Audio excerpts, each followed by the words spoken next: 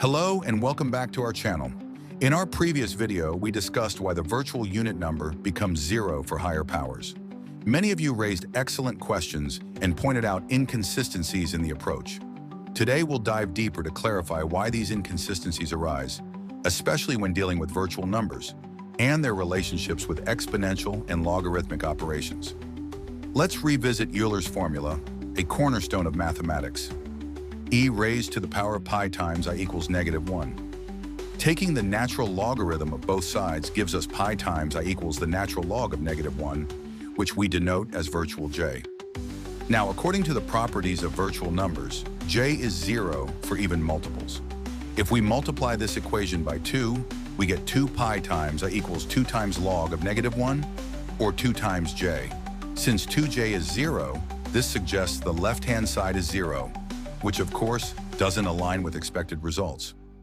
When squaring j, logarithmic arithmetic comes into play.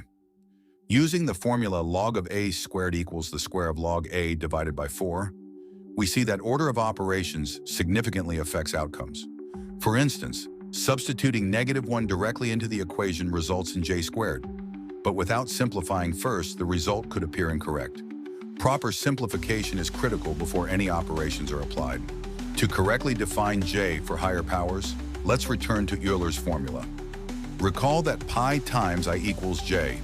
From this, I equals e raised to the power of j over 2 in the virtual system, which can be derived from solving x squared equals -1.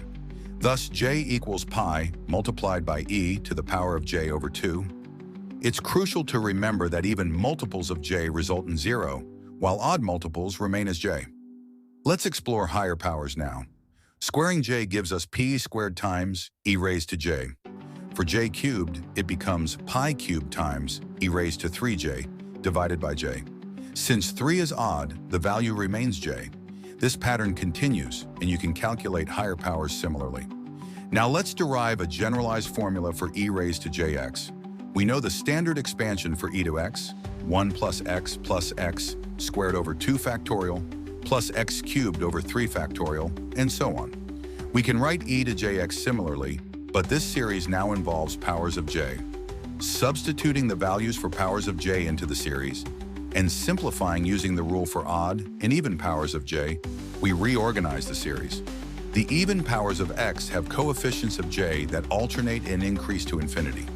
The odd powers of x have half coefficients of j. Examining further, the even power series alternates signs due to the property of e raised to j being -1. Thus, the even powers of x form a series resembling cosine of pi times x.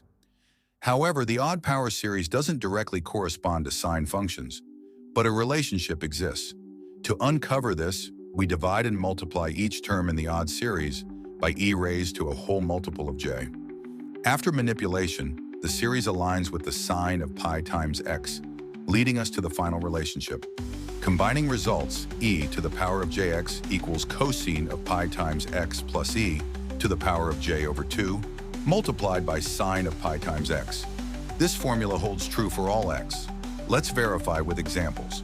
When x equals 0, the left-hand side is 1, and on the right, cosine of 0 is 1, while sine of 0 is 0. Both sides match. When x equals 1, the left-hand side becomes -1, and on the right, cosine of pi is -1, while sine of pi is 0. Again, both sides align. Thank you for watching. We've explored the deeper properties of virtual numbers and clarified their behavior in higher powers and exponential relationships. Let us know your thoughts in the comments below.